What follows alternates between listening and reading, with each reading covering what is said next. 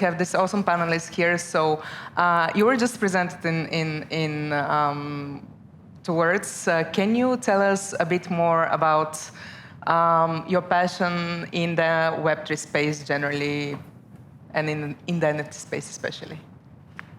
Great. So I'm Gretchen Andrew, and I come from a very traditional art world background, kind of your standard museum like this, white walls, the commercial galleries, that system. And it's a world that I really love. But at the same time, before I went into being an artist, I worked in tech. I worked at Intuit and I worked at Google. And I found this space of Silicon Valley 15 years ago to be very uninviting to women, to my ideas of what I thought technology could be. I was seeing our data being sold, our attention being manipulated. So I left that world to go into fine art. But I've always used my art practice to try and increase technical literacy, to have more people understand the internet. And so when Web3 really started blowing up in the fine art world as well, I sell fine art NFTs. I have one in the exhibition here that's been curated by Petra. And I also started a studio project called the Crypto Mermaids, which is created by my studio team of young women who created this profile pic project that started for sale yesterday. And what we do with the money we're raising there is demystify male-dominated knowledge topics, starting with crypto, where we don't care if you ever buy an NFT, we don't care if you ever buy crypto. What we care about is that you make that decision from a place of empowerment and from a place of knowledge, and you use that curiosity as an opportunity. And I also am the editorial director of NFT Magazine, which is a magazine on NFTs. Okay. My name is Tanja Bivic. I come from Slovenia. I work for a company called NFTs, and we are working on the digital identity or self-sovereign identity, distributed storage, and also on verifiable NFTs. I'm their communication and marketing person. I was the one that started in Web 2, then transitioned to Web 3. I sincerely believe in owning and controlling your own funds and your data. And I don't believe that blockchain technology can actually be divided from the crypto. This is just in a nutshell. Hi, my name is Mark. I come from ChainSafe. We are like a blockchain R&D company that's involved in a bunch of different stuff. You can actually meet and greet us here. We have a booth. I also was kind of in Web 2 space before my journey in this industry. And I don't know, like for me, it was very soon I found out that in Web 2 space, like there's a lack of challenges, I would say. A lot of stuff is kind of already predetermined how you do it. And there's like not a lot of things that you can kind of investigate and find and learn new stuff. So for me, Web3 was this amazing journey of being really challenged with difficult stuff to solve and kind of investigating new ways of doing stuff. And then in that process, I also felt love in the industry, in the idea. I think it's a very important one. I think this is the first time that we kind of fully are understanding digital worlds and kind of what we need out of them. So, yeah, similar kind of to your stories. That's it. Great, thank you so much. Really exciting journeys you've had so far, and I hope like really more even in the future. So to start off, since our topic is NFTs and digital ownership renaissance, just as most of you know, an NFT is a digital asset, a unique one whose ownership is tracked on chain, on a blockchain. This is basically one of the things that makes it that unique and not directly exchangeable for another one. We have NFTs since 2014, might be even earlier. So they've been for a while with us, developing and so on. But in 2021, yes, we had the so-called NFT boom. So there were quite a few developments, and since then we have a very, very intense development cycle in the NFT space, right? So what was the most exciting for you since then, since the NFT boom, as a development in the NFT space? What do you think it affected the most? Which of the industries? And yeah, what were you most like excited about and interested in? I mean, I know this is going to be an unpopular opinion, but I don't hate the crypto winter right now. It's not unpopular. Yes. You know, especially in its overlap with the art world and even with the conference circuit and everything we're on, removing for a bit of time the hype and the insane amounts of money, what we're seeing is people who have very creative practices, people who are very committed to some of the philosophy behind decentralization. And I think Alice in Blockchains is a perfect example of putting on this conference, continuing to build a reputation that is going to really outlast the booms and the busts, because anyone who's at that stage of community now has been in both a boom, a winter, and a summer. And so I love the seasonality. Yeah, the good thing that happens after the hype is that those that are there opportunistically, they usually don't not find another hype. Have you heard about AI, guys? You know, so this is the new kid on the block, and yeah, now we are in that cycle when we start to build and create. But yeah, this is something that really naturally comes to the every new idea and every new industry. After the initial hype, there is a chasm, there is a lot of marginalization, a lot of uncertainty, and then the adoption comes, and this is the good thing. So what I really I am excited to see in this space is quality projects that are really building a lot of new also standards for the NFT tokens. And yes, also big brands entering this business, because this is also a good thing considering the crypto world, when the big players, the big funds, they entered this also industry that made a significant impact. So yeah, looking for the brighter times, and for those that are in AI, brace yourself. Yeah, I have to double down on both of your takes, as I think that actually bad times produce much better products. Because it's easy to build stuff and there's like money pouring from up or something like this. But when you have scarcity of resources, then you really need to start thinking about how to build good product, how to use your resources smartly and stuff like this. So I would for sure say that having seasonality, but also having this as a filter of what products are good, what are not, who are the people who are actually invested in this for right reasons, it's great. And it's just a matter of, as every industry, we need time to go through these cycles and to mature, and then to actually have a mass adoption, I would say.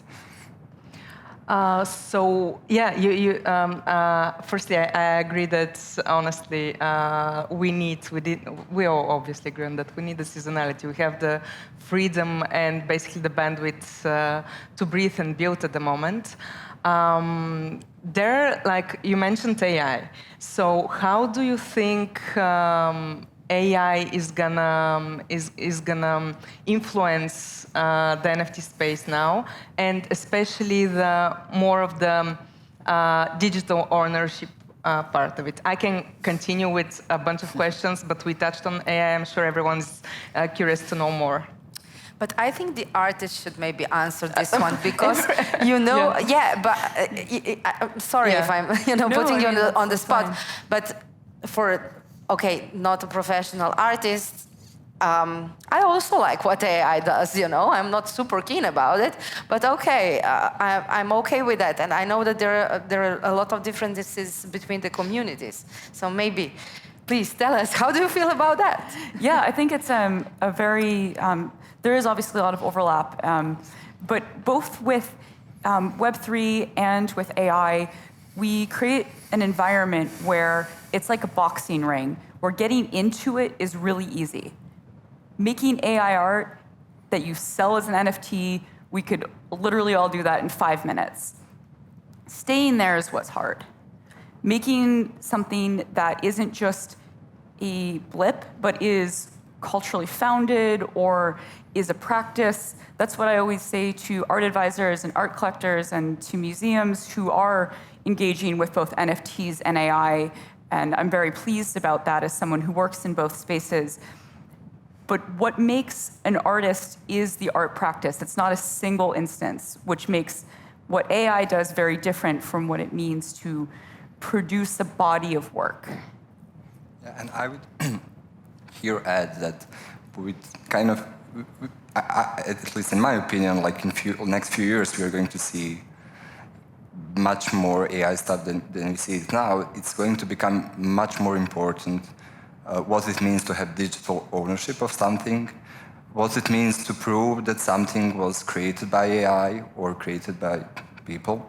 So I think that marriage between blockchain and AI is going to happen at some point, because for the first time, I would say as a civilization, we will be at the point where it's going to be really important to verify is some digital information generated, made by human or something else. So yeah, I think that subject is super interesting, and we are just at the beginning of a longer journey where we need to understand what AI brings and how to tackle a lot of problems that come with it, for sure. But as with every technology, I'm always optimistic in a sense where if we are thinking about consequences and we are kind of adjusting as we go, I think the end game is going to be positive, so to say.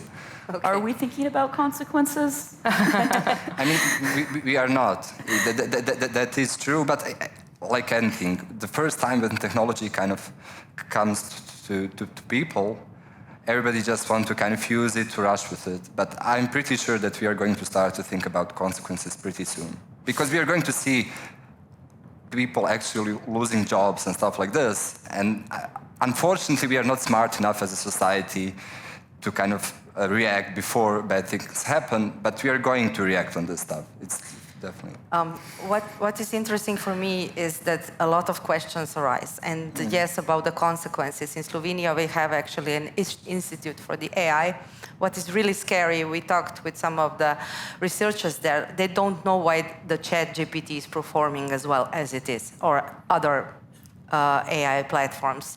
So yes, they are also thinking about the consequences. There is some regulation on the European level, and they want to regulate actually the code. So we'll see a lot of development there. But and this is the question, how will you regulate the code? It's an AI. And if we go to the topic of digital ownership, we have something created by an AI. Whose is it then? And how do I have a lot of questions, no answers, and yes, probably our world will change, and hopefully, every art, every asset will find its place also, because I believe that in terms of creativity, AI is still not there. I think that, for example, it is certainly different, but I see the benefit in humans creating art. Yeah, and I also think, even though I'm not an artist, but kind of my take on art is the element of somebody spending time on creating something is always going to be valued in a way. So I'm sure that in the future you're going to have kind of designs that will have like stamps made by human. And it's kind of funny to think about it, but still I think that people are going to appreciate when somebody takes time and creates something, and that we're never going to lose this. Even though AI is going to facilitate a lot of stuff that now people are doing, I really believe it's the same as kind of people that are doing clothes by hands. Like this thing is still happening. People buy this. It's even more expensive than kind of not generated clothes, but like production-made clothes. I think the same thing is going to kind of happen with art, where like it's not like human-made art is going to disappear, it's going to be there. But I would say that a combination of AI in some other fields is much more dangerous. Maybe think about this as, at least in the US, we call it the Us Weekly effect, where we tend to be very obsessed with the stories behind the people who create things. And the screenwriters and the writer's strike that's happening in Hollywood right now, I think is an important place to be watching, because it is one of the only unionized industries that has the sort of bargaining power, and in what they're talking about right now, it directly addresses AI as something that they want to be not part of, I forget the exact demands, but they are exactly looking at that, and they're one of the only groups of creators that can begin to create a legal framework of IP ownership because of their relative power. And this is exactly what I like. It was very interesting to follow how actually the conversation here developed. And it's not only art. AI is not only a question of the creativity in the art space. I'm very far from art. I'm using it daily, honestly. Like I'm doing my also presentation with AI tools. But we just touched upon IP, so intellectual property rights, right? So how do you think this? Firstly, NFTs as standalone. Like we already are talking about, the influence of AI on the space. But first, how do you think NFTs influenced IP rights in just the recent couple of years? The traditional IP rights, and whether they did, how it changed. I think one of the, we were in the last panel, they were talking about how big the legal profession is in this world, because a smart contract is not a legal contract in any jurisdiction. And that smart contracts are the technology or the format that NFTs run on. And I also like to think about ownership from the side of the owner more than just the side of the creator. I think that when we lose our phones, we're immediately lost. And it's not because we missed that piece of software, that hardware in our hand. It's because we do feel an ownership over the experience inside of the phone. And I think you guys can get much more into the data and the implications of that. But for everybody who's suspicious of the idea of digital ownership, I think that we have great affection and care for digital things in our lives already. I do agree here, but if we go to the intellectual property rights, I'm not a lawyer, but as I know, the problem is because with this standard, the metadata is not connected directly to the art, and you have to have a special contract to do that separately. It's not happening in Web3, it's happening in Web1, if we're very exact still. But what I see is new standards are coming, and something that we are also doing at the NetEase company is that we incorporated the verifiable credential into the NFT. And we also have a platform when you can do that. And this is a little bit more there towards the ownership. We know that we're not completely there, but let's say this is one piece of the puzzle, and this is the excitement, those new standards that are emerging and that are incorporating something else into the NFT. And slowly but surely, I'm sure we will be there when we can own our own art, our own whatever we do in the digital space. Yeah, that's definitely the end game. And here, if I kind of take perspective of analyzing from technical point of view, we are far from something that's not perfect, but kind of you're not owning actual digital thing. But idea of enabling someone to own a digital asset or whatever, it's a powerful one, and it's definitely something that we need to work on. And NFTs are the answer, but we are far from actually being there. These are more kind of for our first attempts how to define digital ownership. And I totally agree here also with you, because when I observe my smaller brother, I think there's also the generational gap where people who were brought into digital world have much better, not better, but kind of, they do have feelings towards digital stuff. It's totally normal for them. They don't need to force it. They were growing up surrounded by digital entities, assets, and for them it's just like a regular thing. There's nothing there to overcome. I would say that people that didn't grow up with us are kind of struggling to understand why somebody would be so passionate about something that's digital, but for younger people it's quite normal. So I think there's also part of it there, yeah. I love that example with your brother. Yeah, when you're just go and buy a skin in Fortnite and you spend like a ton of money, and we wouldn't, maybe not us, but yeah, understand why, and they're just growing with it. It's a totally different path, right? So you basically answered it, but in a way, but we touched upon basically just more maybe for the audience. When you buy, just shortly, when you buy an NFT, in your opinion, what do you buy? It depends, of course, but still. Yeah, you're buying a digital record that's referencing some kind of art or digital asset. So in a way, you're not buying art, at least that's my opinion. I'm not the smartest one, but I think that you're actually just buying a record that's written on blockchain, and I think that this idea of blockchain being immutable is very important in a way.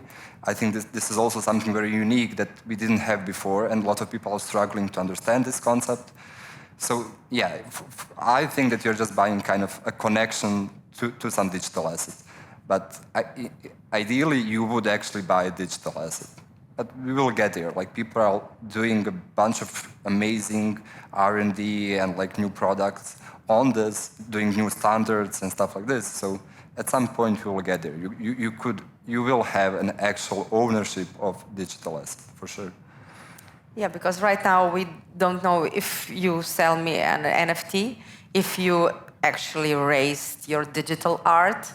And if I bought an NFT, I don't know if I can make T-shirts out of that digital art. Probably not. I have to do that separately. I have to do a separate contract to do that. So, yeah, we are not there yet. But it's much simpler to sell and buy digital art. Yes, of course, it comes with some hurdles that we have to overcome. But it is always like that. And with this digital ownership, I blame the Web2 guys a little bit because there was no regulation and they didn't think about how to solve things, because duplicating digital assets, let's say, not assets, digital things on the internet, this is not something that is happening now. It happened since the dawn of internet, and nobody thought about that and how to prevent it. There is one example, I don't know if you heard about it. It is the dancing Viking. That was a guy that was dancing on the Love Parade before your time in Berlin, and he was really stoned. And this was something that went viral, and he wanted to erase that from the internet. And of course, he couldn't. And, the right to forget. I know that we were discussing that on every panel that was Web3 oriented. I don't know on how many panels that was Web2, they discussed the same thing because they have the same problem. Yeah, in a way, blockchain brought this question forward. People just weren't thinking about this. So now that we finally kind of have this layer that we can have trust in without trusting some centralized entity, it's first time that we're asking these questions about digital ownership. People just weren't thinking about this before blockchain. So what do you think then, from what I'm hearing very often, you're saying Web 2, Web 3, even Web 1, right? And what we're bringing from there into Web 3. So if it was born like that content, whatever it is, whether any media content, whether it's art or any of the other industries, is born in Web 3 to be used in Web3. So would that change something? First, and second, what would be the catalyzing event for that? So we are not. I'm maybe going a bit far into the future, but we already have right. We have content created in Web3 for Web3 use, and it's like maybe it's far from adoption, maybe not. So what do you think about that? Well, I don't want to make any predictions because that never ends well.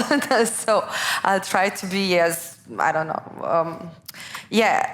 I believe that, of course, Web3 was created because somebody wanted to own their own assets.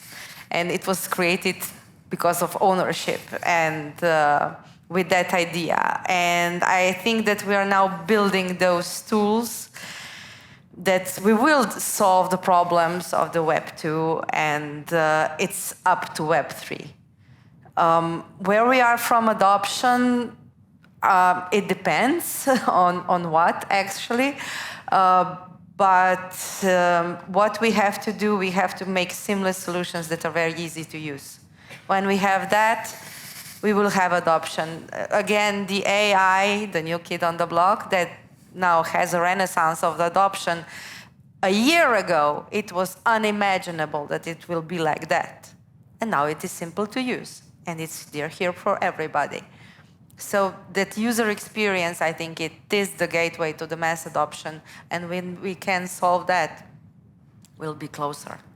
Yeah, I think that that's one of the big issues we've been seeing is that we have this Web 2 layer on top of Web 3. And I think about the Turing lecture on trusting trust, where I don't think it's really popularly understood what was happening with FTX. And we have built layers of convenience on top of the Web3 technology that don't fundamentally use the Web3 technology.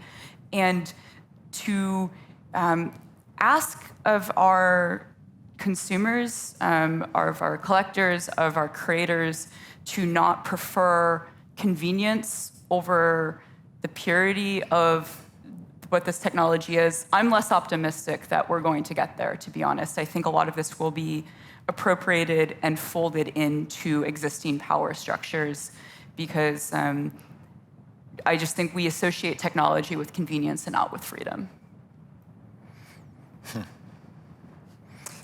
Yeah, I don't know. I would love to believe that that's not going to be a case. But it's definitely kind of a strong... Partially, I agree with you, because people do take... they just want things to work and to work good, in a sense. But I also believe that partially some of these things are just technical challenges that kind of easy fix was to use Web 2 technology to facilitate something because we didn't know how to do it like a better job with some of the stuff. So through time, you're definitely going to see there are like better solutions for some of this. But at the end, I also am not kind of Web 3 maximalist where if something is a good use case for Web 2 or part of some system, it makes sense to use like regular web, why not?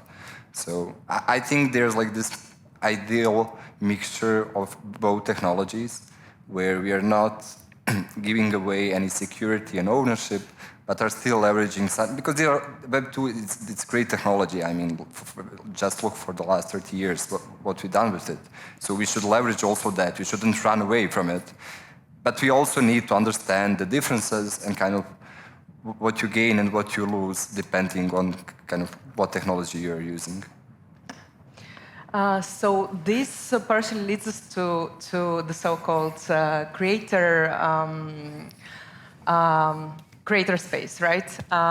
Creator economy, which is basically a digital space where creators can monetize their talents, right? Cutting the middleman, directly speaking to their users, in a way. So how do you think, like what we've seen in the NFT space and generally NFTs can influence the creator economy? I don't know why I'm being so like cautionary because I do. I know. Again, I have in the devoted a good future. part of my life to educating people into this space. But I think that one of my fears with the creator economy in Web3 is how close it is to the gig economy, where more people are making some money, but I don't know if that's going to result in people being able to professionalize and live off of the work that they're making. Like if we take the traditional art world as it exists today and divide it by every artist creating artwork today, nobody is making enough money to actually do it. So while I definitely disagree with a winner-take-all economy, I think that there are advantages to professionalization in creative industries and how we don't sort of blow up in the old world that does have institutions and histories and ways of supporting the arts that just like journalism, it's like there's no intuitive way to support a creative class that isn't in some ways corrupt. And I do think that that's somewhere that Web3 has made a pretty big impact, is that there is a much more populist way to support art by having more people spend less money. But yeah, I'm worried about it just being very gigified and distributed and nobody having health insurance ever again in the US.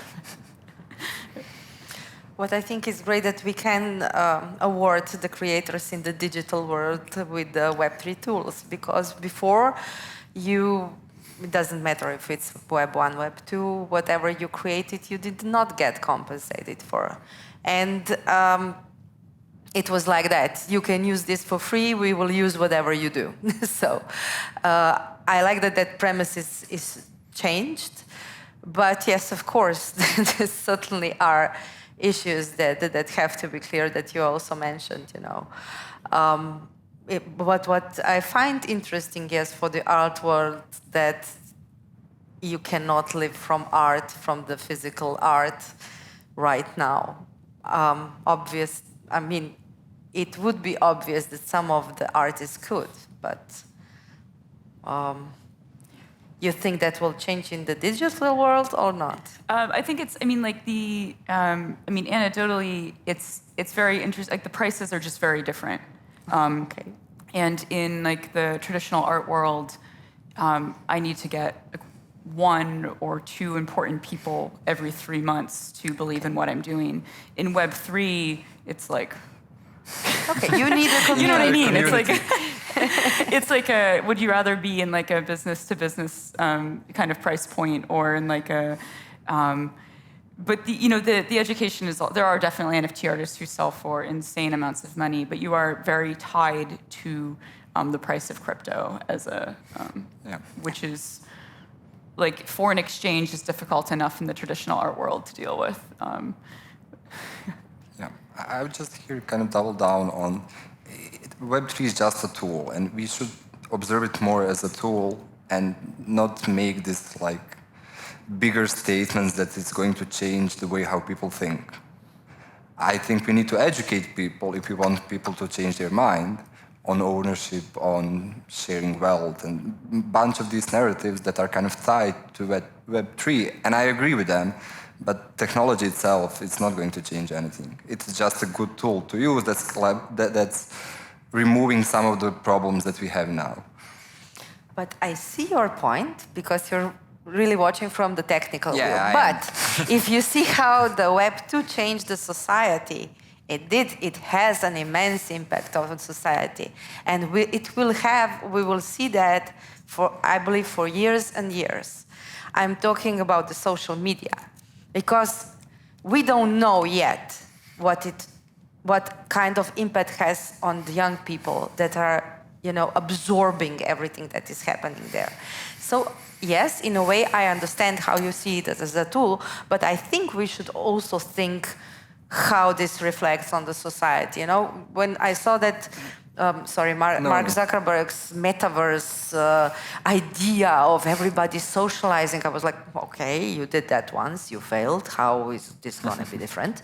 But, it's a bit of a utopia. Let's be really, let's think it like a builder, like a technician. Yeah. Yeah, and I really do. I mean, that's in a sense reason why I'm in this industry, because I think that some of the core values that are kind of coming with this industry are very important, and that we as a society kind of just given up on a lot of this stuff. Like, we are fine with like people owning our stuff, with people overseeing what we're doing and stuff like this. And just we kind of accept the technology and we're not thinking about the consequences. And I think that Web3 is really bringing a lot of these important questions back. I just think that it's more about educating people than the technology itself is going to change anything. But yeah, educating people is for sure the most important thing. Yeah. That's something that we've really been seeing with the crypto mermaids as well, is that just based on Google search data, there are as many people, even now in this winter, searching how does crypto work. More people are searching that than how does the stock market work, or how does, these other questions that we don't tend to understand well as a society either. And I think those, as I said in my introduction, those entry points, that curiosity, if people are asking questions about technology, we're in a very good place as a society. Yeah, for sure.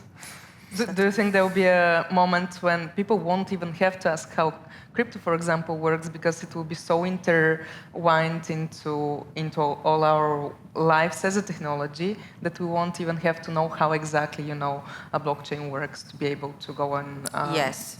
just use it? I totally agree, because you have right now payment solutions that are seamless, and they work, fiat to fiat or crypto to fiat or whatever, and they are happening on the blockchain. So nobody's gonna ask what kind of protocol is under that, I think. Yeah.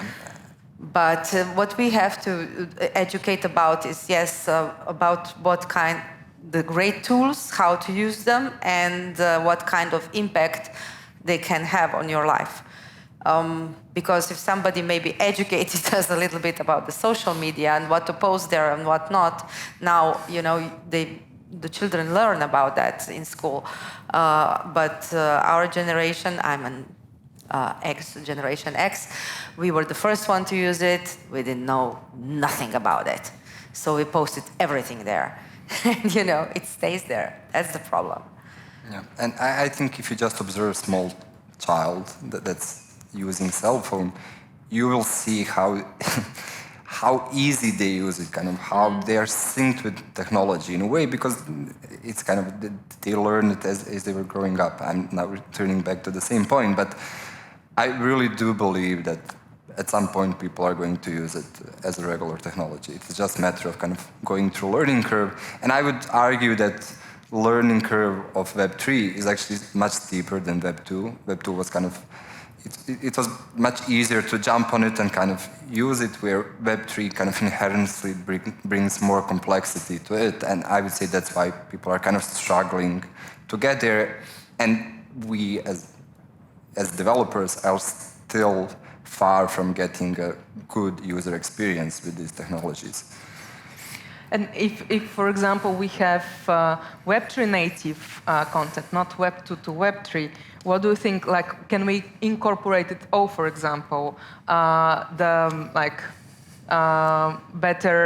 usability, just because you haven't taken it from one and translated to another technology in a way, whether we can, for example, incorporate the license, IP license, for example, and make it clearer for the end user whether they actually own some IP rights with whatever digital asset they're buying or not, and so on. So what do you think? If we get to a point, to summarize it, where we have fully Web3 native, for example, social media content creation, whether it will be easier? And whether we can even get there, and whether we even need it. I think it's a lot of small steps, to be honest. Let's say a legal thing. Imagine that, at some country, you can actually have one-to-one connection from law to smart contract. That would, you can have 100 use cases just based on that one assumption. And that's going to happen because countries are also opportunistic in a way. Like there will be a country that like sees opportunity in this to earn more money at the end of the day. It's not even important, but once we like do a lot of these small steps, then we will see how we actually can leverage this technology. Because this technology is still, I would say, blocked with a lot of small stuff that we didn't overcome. I think just the mentioning of money and I think like the principles around this space are very interesting with a correlation between people who very much believe in this decentralization finding themselves centralized in countries that are centralized powers because it has a low tax base. To philosophically believe in decentralization, but to move to Dubai to not pay any income tax on your crypto, I think is a contradiction in philosophy. And I'm very curious to see it play out because I do think we're talking about the strength of capitalism. We're talking about the strength of desire, of money as being hugely influential philosophically in this space as well. And my biggest fear here, and I probably, you started talking about this at the beginning, is that Web3 doesn't become just like a technology that capitalism takes and creates a monster out of it. So yeah, that's definitely, I would say, the biggest thing that we need to kind of, we need to nurture this technology so it actually enables us a better and more decentralized world, for sure. And I think that's like, it's education, but it's also seizing the narrative in a different way too, because I'm personally shocked that 2008 happened and we just pretty much have the same financial system that completely let us down, did not do what we said we were going to do, and it's just that story is still being told as the reliable capitalistic system. It doesn't it's not real. Nothing changed. Oh, well, I thought I'm going to be the most, revolutionary here, but you're certainly taking the stage. But this is... I'm the artist. I love it. I love it, actually. But, at the end of the day, it's a technology. And it is something that we need to incorporate in our lives. And I really hope, because we had many ideas how to make this world fairer, and also through technology or through other ideas and so on. And I hope this one works out.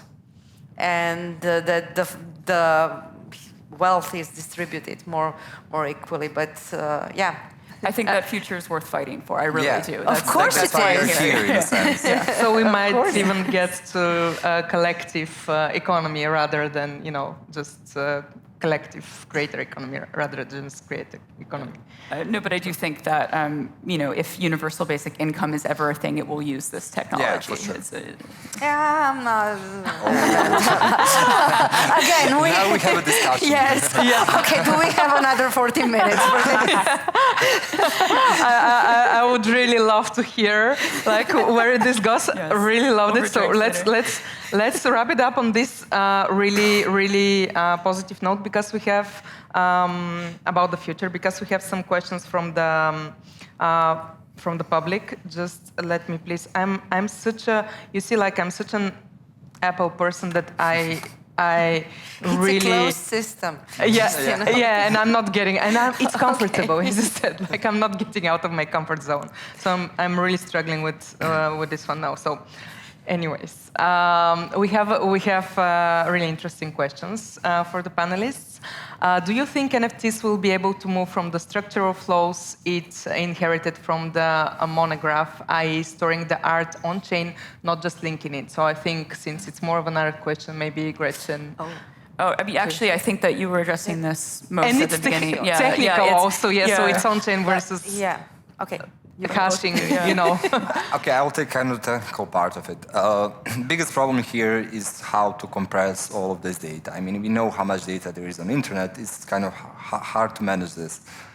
But we will get there. There's like a bunch of new technologies that I don't think we need to talk about them now that are making these efforts much easier and kind of manageable.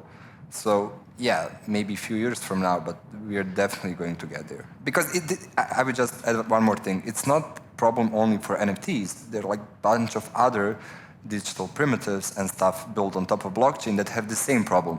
So a bunch of people are working on this problem together to solve it. So NFTs are also going to benefit from a bunch of solutions that are going to appear.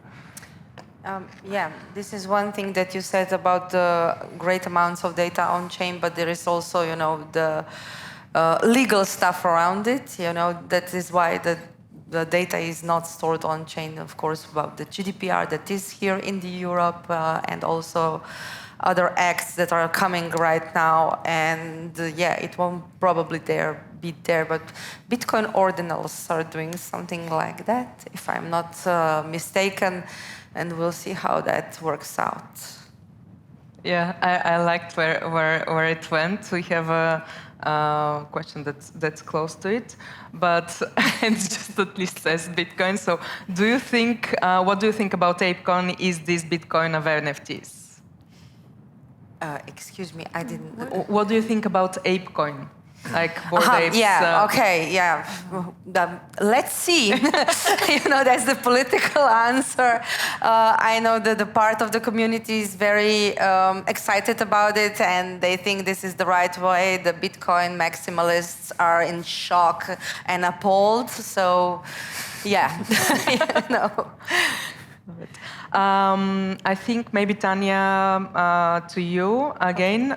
When do you think NFTs will be regulated in a sense of copyright law? Wow. Yeah. So. Mika left out the NFTs. It's not actually about the copyright law. But I think it will have to be handled separately still for a while.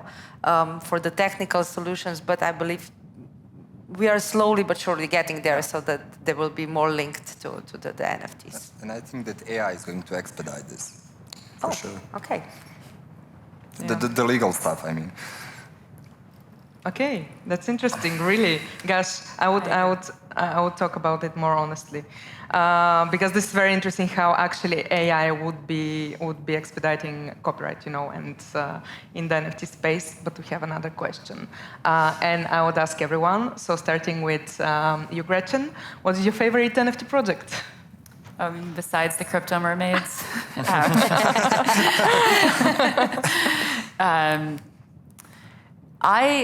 I really like a lot of the digital art that's being sold as NFTs, where like Jake Yule's deep fake drag performances, for example, existed before the NFT boom, but now they're being collected through that format. And I think that's, he's one of my favorite artists. He's one of my favorite digital artists, and you collect it via an NFT. So I'm going to go with a hybrid Web3 traditional art world answer. But he does do some really cool Web3 things where he pays everybody's likeness of all the drag queens that he used in creating these deepfake drag performances, and that's something that can now be facilitated much more easily than before, when he was just, giving everybody their money. Wow, this puts me a bit on the spot. I'm more about the phygital things, I must say. Physical to digital. Yeah. I'm going to mention one it's kind of the only one that I use weekly because I play it a lot. It's kind of NBA Top Shot thing. Even though I disagree with a lot of technical kind of things on that side. But the UX is amazing. It's kind of super easy to use. I'm a big basketball fan, so it's kind of good match. And yeah, I actually really loved a lot of stuff that they did in, I would say, the last 6 months, where they're very proactive with making community kind of interact and actively participate in stuff. And they're also now rolling out a lot of stuff where you're getting actual perks on games, or you can kind of earn some tickets through this and stuff like this. So yeah, at the end of the day, there's a lot of community building in this. And so additional utility and community actually being involved in the project. Yeah. That's great. So another question, taking into account bit rot and format obsolescence, oh my God, is true digital ownership possible? This is very interesting. Is the buyer paying for digital assets have a ephemeral, limited lifespan? Can you repeat it once Yes. more? Okay. This Yes. is a bit complicated. So yeah.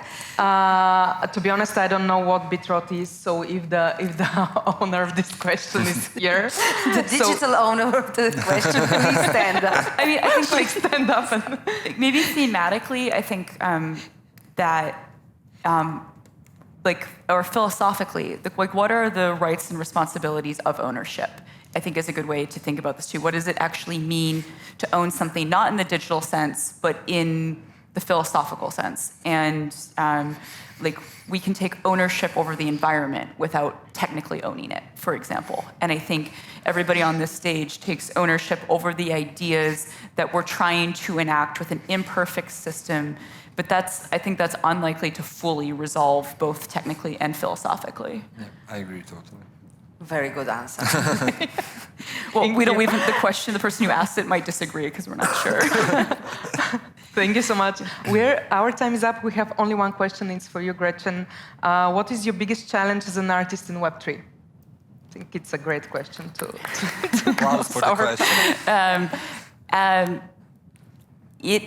It would be in appealing to many more people all at once. Because that's what it takes to succeed in Web3 as compared to the traditional art world. And that is a very good challenge for art to have. It's also means that you might end up with more work that is meant to please a large group of people, which also is a double-edged sword. Great. Thank you so much for all your experience that you shared here for this amazing panel. Thank you, everyone, for being here, for the amazing questions. Thank you. Thank you, guys. Thank you. And thank you for listening.